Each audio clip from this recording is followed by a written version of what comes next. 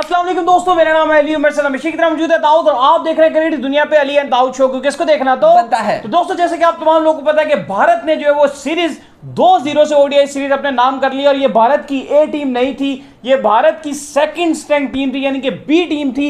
ए team इनकी इस वक्त इंग्लैंड में मौजूद है। तो दुनिया भर से जो है प्रेस का सिलसिला जारी है। कोहली ने भी प्रेस किया, आगे जाके कोहली ने बताएंगे। भी प्रेस किया है, बल्कि इंडियन टीम वहां बैठी काउंटी खेल रही थी, लेकिन वहां पे मैच जो है वो इंडिया और श्रीलंका का जो है वो एंजॉय किया जा रहा था। ऐसे में रमीज राजा भी निकलकर सामने आया और बड़ा तपे हुए रमीज राजा, स्पेशली पाकिस्तान के ऑलराउंडर्स को लेकर तपे हुए। उनका ये कहना है कि देखो भाई इन ऑलराउंडर्स को, हमारे पास इस तरह के ऑलराउंडर्स क्यों नहीं आते हैं, कैसे जो दीपक चहर ने जो सिंगल हैंडेड जो इस मैच को जितवा दिया है। तो इसी के ऊपर सारी बात करेंगे। अगर आप हमारे चैनल पर नए और फर्स्ट टाइम हमारे चैनल को लाजमी सब्सक्राइब करें और साथ ही बेल आइकन को बजाना ना भूलिएगा। तो बात का आगाज करते हैं दोस्तों नंबर वन खबर को लेकर, जो कि निकल कर सामने आ रही है। तो दोस्तों जो नंबर वन खबर निकल कर सामने आ रही है वो ये आ रही है, दीपक चहर दीपक चहर दीपक चहर।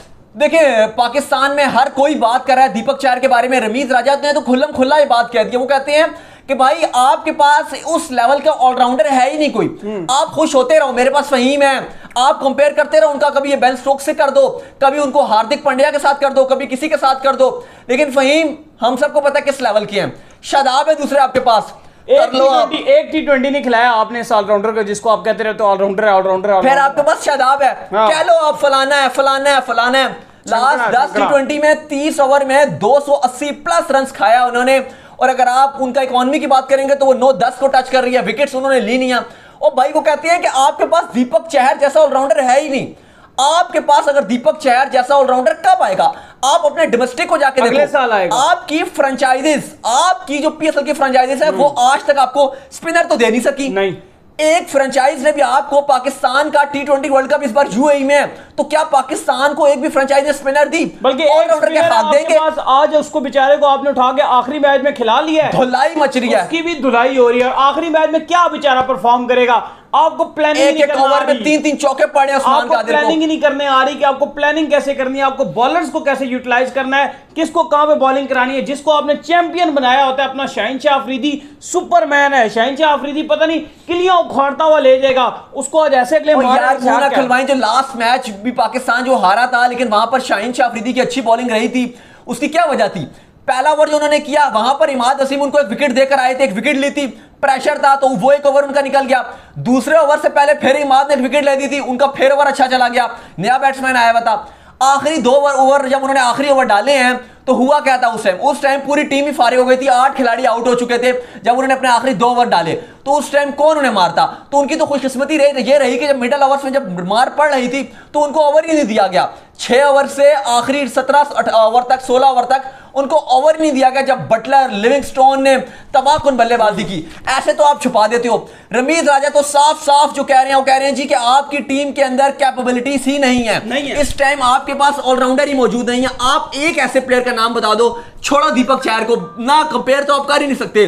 जो उसकी इनिंग रही है वो आपने पूरे 2 साल में आपके पास ऐसा कोई प्लेयर नहीं आया जिसने ऐसी हीरोइक इनिंग खेल के दिखा दी हो। सवाल ये उठता है यहां पर कि आपके पास उस तरीके से आप बैट्समैन या बॉलर्स या ऑलराउंडर्स क्यों नहीं प्रोवाइड कर पा रहे जो इंडिया हर सीरीज में एक नया बंदा निकाल देता है। भाई आपका सिस्टम वीक है, आपके यहां बेशर्म लोग हैं, सीधी सी बात है, जो आपके सिस्टम को ऊपर आने ही नहीं देते। आपका सिस्टम इस वक्त वीकेस्ट तरीन सिस्टम है। अगर मैं आपसे पूछूं ना दाऊद, मैं आपसे पूछूं कि आप 11 खिलाड़ी बनाओ पाकिस्तान की टीम को हटा के, आप तो उनकी प्लेइंग 11 नहीं बना सकोगे, तो 11 कैसे बनाओगे आप? आप जब प्लेइंग 11 की बात कर रहे हैं, सईद अजमल ने भी ठीक कहा है। सईद अजमल कह रहा है दुनिया ने 2-2 टीमें बना ली, तुमसे प्लेइंग 11 नहीं बनती है। देखो इंग्लैंड की भी जब सी टीम आई थी उसकी आप अपने अप्रोच देखी थी। हाँ, कैसी अप्रोच थी? वो अटैकिंग थी। अब मेरी बात सुने, इंडिया की ए टीम मतलब मेन टीम नहीं थी, वो इंग्लैंड में मौजूद है, विराट वाली टीम, रोहित वाली टीम। यहां पर थी इनकी बी टीम, ठीक है। कोचिंग कौन कर रहा था? राहुल द्रविड़ ने। और आज सूर्य कुमार यादव ने अपना दबंग अंदाज में डेब्यू किया लास्ट मैच में, ईशान किशन ने भी किया। आज भी विकेट्स गिर रहे थे, लेकिन क्या सूर्या की, स्काई की बैटिंग में कोई तब्दीली आई? नहीं आई। मनीष पांडे उसी लय में खेल रहे थे। बात यह है कि जो माइंडसेट का मसला है, राहुल द्रविड़ ने अपने बच्चों को, जो उनकी टीम है, उसको हराना नहीं सिखाया। विकेट्स गिर रहे होंगे, आखिरी बंदा भी आएगा ना, वो भी कहेगा कि मैं आपको जितवा कर दूंगा गेम, मेरे को आता है, मैं आपको जितवा के दूंगा।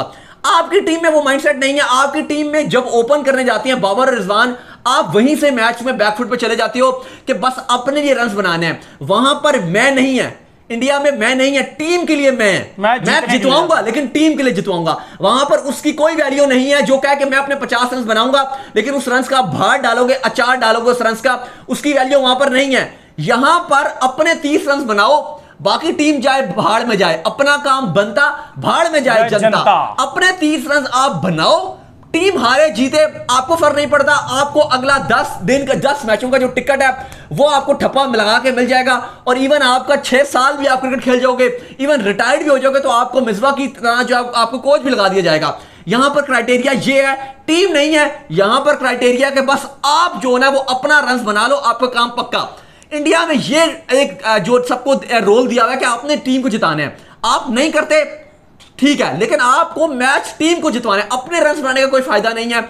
यही हुआ कि जो दीपक चहर ने, बॉलर है वो, लेकिन उसने बॉलिंग ऑलराउंडर आप उसको कह दो, लेकिन उसने मैच जितवा के दिया इतनी टफ कंडीशंस में, इतनी शानदार बैटिंग की जहां पे हंसा रंगा। सबसे बड़ी बात है यार, उसने नर्व को कंट्रोल किया। आप लोगों की तो रेस लगी होती है, आप लोगों की चाय ठंडी हो रही होती है, आप लोगों के पीछे पता नहीं चैलेंज हुआ होता है कि कौन सबसे पहले वापस आएगा। ये बात होती है कि एक तरफ विराट की टीम इंग्लैंड में मौजूद है, विराट कोहली ने वहां से टीम को जो अप्रिशिएट किया।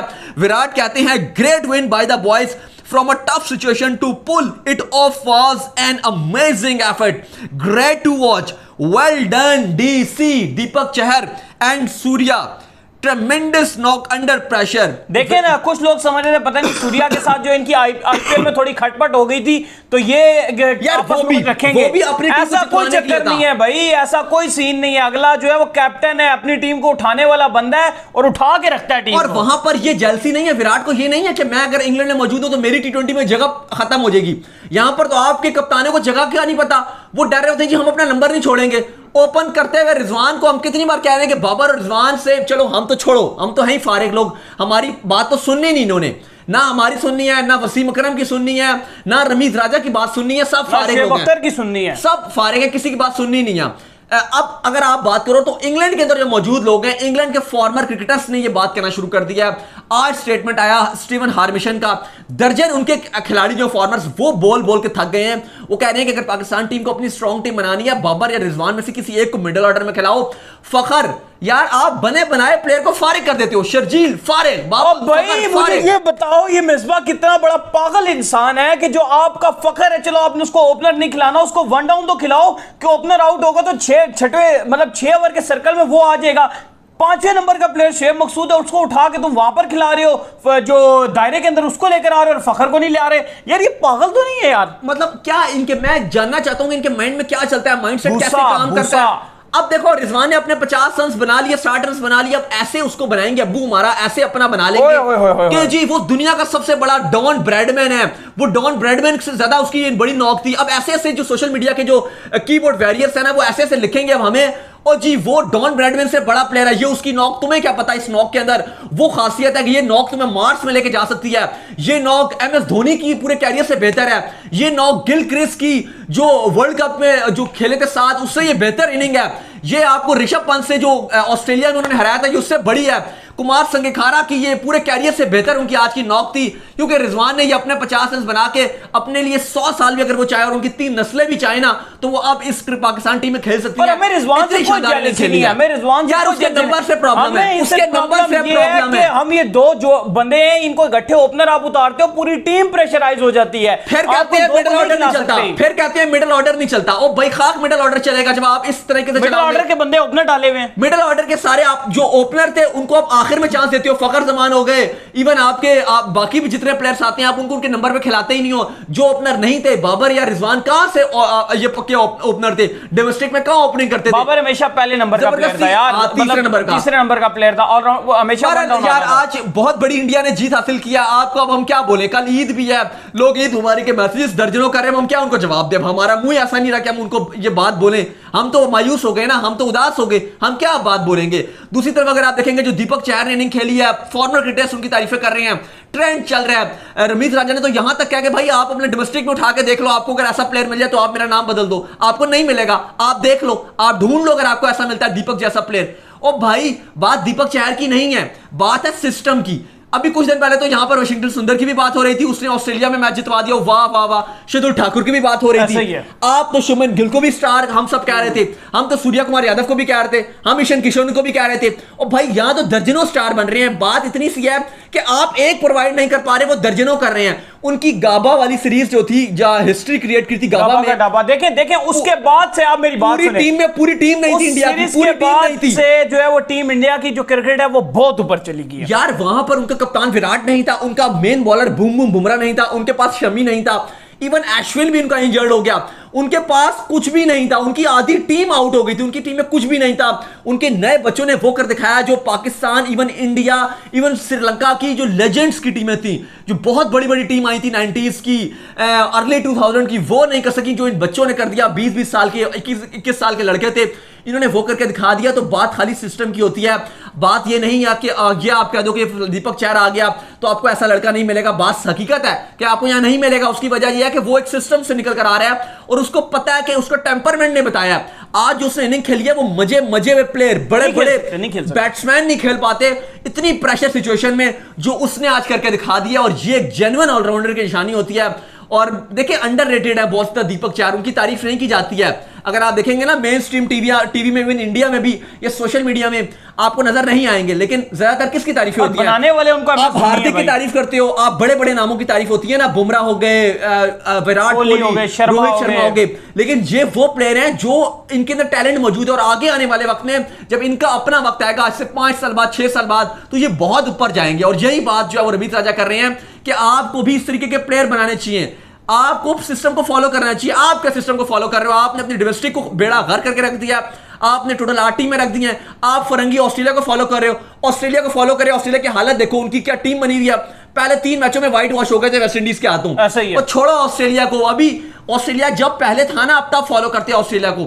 अब आपको इंडिया को फॉलो करना चाहिए, किस तरीके का उनका डोमेस्टिक स्ट्रक्चर बनाया है, ऊपर जा रही है इंडिया, किस तरीके से वो सौरव गंगुली को लगाया। देखिए आप भी अपने जो लेजेंड्स हैं, जो आपके बड़े खिलाड़ी थे, उनको आप लगाओ ना, उनको आप लगाओ अपनी टीम के साथ। आप नहीं लगाते हो, आप थके हुए प्लेयर्स को लगाते हो। आपके प्लेयर्स पैसों के पीछे भाग रहे हैं, आपकी टीम बेहतरी करने में कोई इंटरेस्ट नहीं है किसी का भी। यूनुस खान काम करते हैं ना, यूनुस खान ने काम क्यों नहीं किया टीम के साथ? छोड़ के चले गए बीच चौराहे में। मिसबाउल लग चिमड़े हुए हैं, भाई उनको हटते ही नहीं है। वकार यूनुस जब उनको बैंक बैलेंस की जरूरत होती है, पैसा नहीं होता, आ जाते हैं, दीमक की तरह चाट रहे हैं ये भैया, आपकी क्रिकेट को दीमक की तरह चाट रहे हैं। क्या बोले, हमारे गले फट जाते हैं। कल ईद है सुबह और हम यहाँ बैठे हुए हैं, चीखें मार रहे हैं, रो रहे हैं, पिट रहे हैं, बीपी हाई किया हुआ है, क्या कर सकते हैं? और कुछ नहीं कर सकते। बात सीधी सी है कि आपको बेहतरी की तरफ जरूरत है, अभी भी टाइम है। T20 वर्ल्ड कप का साल है, मैनेजमेंट सैक किया जाए, मिसबाह लक समेत वकार यूनुस, इनकी पूरी कमेटी को सैक किया जाए और थोड़ा सा अपनी क्रिकेट को बेहतर किया जाए, ताकि पाकिस्तान भी ऐसा खेले जैसे इंडिया हारे हुए मैचेस जीत रहा है। तो उम्मीद करते हैं कि आज का हमारे शो आपको आएगा पसंद आया। आप वीडियो को लाइक कीजिए, हमारे चैनल को सब्सक्राइब कीजिए, साथ ही बेल आइकन को बजाइए और फॉलो कीजिए। बिल्कुल, हमारे फेसबुक के ऑफिशियल पेज को भी लाइक और फॉलो कीजिए। नेक्स्ट वीडियो, तब तक के लिए बाय बाय।